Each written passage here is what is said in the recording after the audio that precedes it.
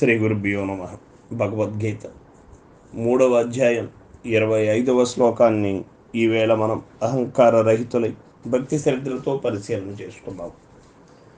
సక్తాః కర్మణ్య విద్వాంసో యథా కుర్వంతి భారత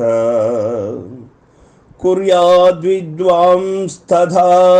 సక్తః చీకీషు లోక సంగ్రహం. భగవానుడు చెప్తూ ఉన్నాడు, ఓ అర్జున, అజ్ఞానులు కర్మలందు తగులుకొని ఫలాపేక్షతో ఏ ప్రకారము చేయుచున్నారో ఆ ప్రకారమే జ్ఞానులు వానియందు తగులుకొనక ఫలాసక్తి రహితులై లోక కళ్యాణ నిమిత్తము కార్యముల ఆచరిస్తూ ఉన్నారు అని మనకు తెలియబడుతోంది. అజ్ఞానులు జ్ఞానులు ఇరువురును కర్మ చేయుదురు, కానీ అజ్ఞానులు ఫలాసక్తితో చేయుదురు, జ్ఞానులు ఫల ఆసక్తి రహితులై చేయుదురు. ఒకరు కర్మ యందు తగులుకొని కర్తృత్వ బుద్ధితో ఆచరించుదురు, కర్మ ఫలాపేక్షతో చేసేటువంటి వారు కర్మ బద్ధులై చేస్తూ ఉంటారు. మరి ఒకరు తగులుకొనక అనగా ఫలాపేక్ష రహితులై కర్మను ఆచరించువారు కర్తృత్వ రహితులై ఆచరించుదురు. కాబట్టి అజ్ఞానులు స్వార్థము కొరకు చేస్తూ ఉంటారు. కాబట్టి ఈ కర్మ చేసే విధానం ఒక్కటి అయినప్పుడు కూడా వారి భావాన్ని బట్టి వారికి కర్మ బద్ధత ఒకరికి ఉంటుంది, కర్మ నుంచి విముక్తి ఒకరికి ఉంటుంది. స్వార్థమతో ఫలాపేక్షతో చేసేటువంటి వారు కర్మకు బద్ధులవుతారు. స్వార్థరహితంగా చేసేవారు కర్మ చేస్తూ ఉన్నప్పటికీ కూడా ఏ పని చేసినా అది దైవార్పణ భావంతో చేస్తూ ఉంటారు. కాబట్టి వాళ్ళు కర్మరహితులై, వాళ్ళు ఫలరహితులై ఎప్పుడు కూడా వాళ్ళు నిష్కామ కర్మ యోగులుగా ఉంటారు అని ఇక్కడ మనకు తెలియబడుతుంది. కావున లోకక్షేమము నిమిత్తము చేయుదురు వాళ్ళు కర్మలు, వారి సొంతము కోసం కాదు. ఇరువురికి సమానమే కర్మ, కానీ పద్ధతిలో మాత్రము భేదము కలదు. ఒకరు కర్మలో అంటుకొని పోవుదురు, మరి ఒకరు అంటక ఉందురు. మొదటి వారికి కర్మ బంధమును కలిగించును, రెండవ వారికి అదియే కర్మ ముక్తిని ప్రసాదించును. ఒకే కత్తి తెలియక వాడినచో కీడు చేయును, తెలిసి వాడినచో మేలు చేయును.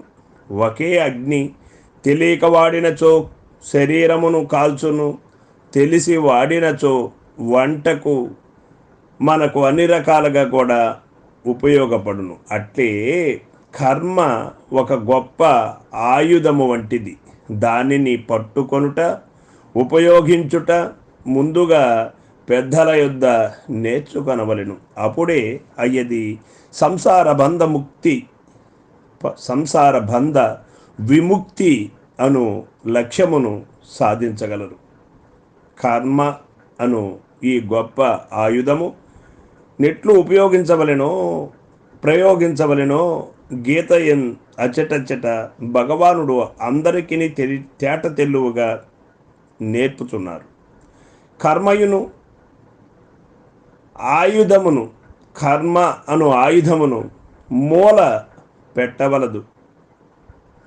మాతే సంగోస్త్వ కర్మని, దానిని వాడుకొనుడు కానీ తెలిసి వాడుడు, ప్రయోగమును నేర్చుకొని వాడుడు అని హెచ్చరించుతున్నారు.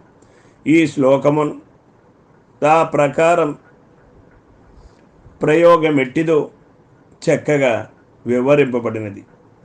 అనాసక్తముగా కర్మల చేయుటయి ఆ ప్రయోగ పద్ధతి.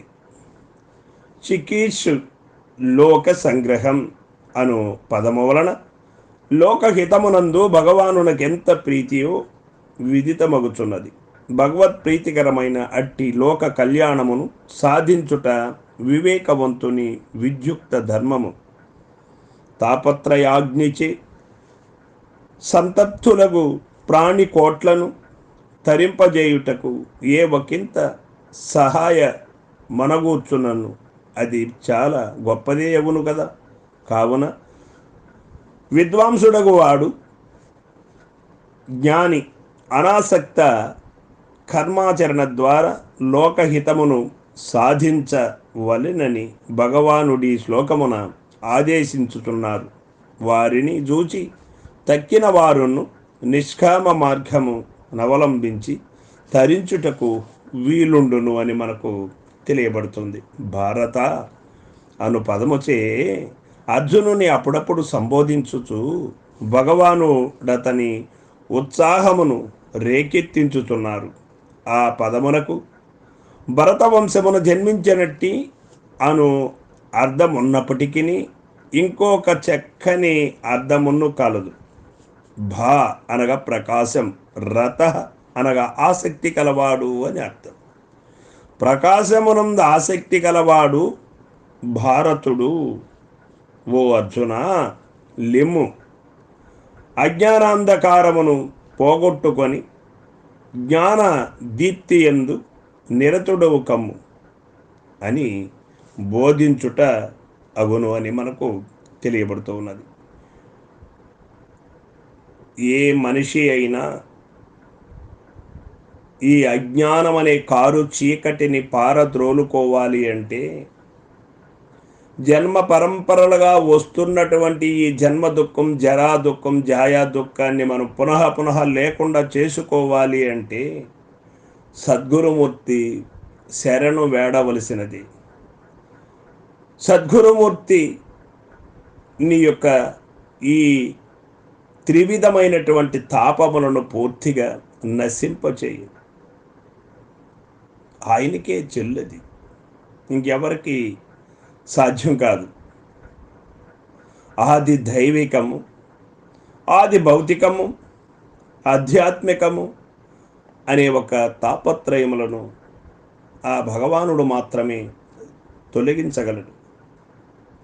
అందుకే కాబోలు మానవాళికి ఒక చక్కటి గ్రంథాన్ని మన ముందు అందించాడు శ్రీకృష్ణ పరమాత్మ, భగవద్గీతను. భగవద్గీత చదువుతూ ఉన్నప్పుడు కూడా గురుమూర్తి సన్నిధిలో చదివి ఏమైనా అనుమానములు వచ్చినప్పుడు డౌట్ క్లియర్ చేసుకోవడానికి సద్గురుమూర్తి సూచన ఉన్నట్టయితే ఉన్నది ఉన్నట్టు తెలియబడుతుంది, లేనిది లేనట్టు తెలియబడుతుంది. అట్లా కాకుండా తనకు ఇష్టం వచ్చినట్టు ఇచ్ఛామార్గంలో చదువుకొని నీకు సరైనటువంటి భావాన్ని సరైన విధంగా తీసుకోకుండా అది వక్ర మార్గాన వెళితే నీకు ఉన్నది ఉన్నట్టు తెలియబడదు, మళ్ళీ మాయకు లోనయ్యే అవకాశం లేకపోదు.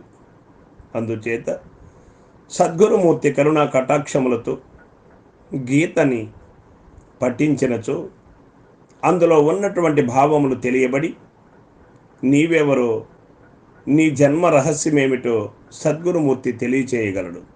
సర్వం సద్గురు పాదార్పణమస్తు. జై గురుదేవ.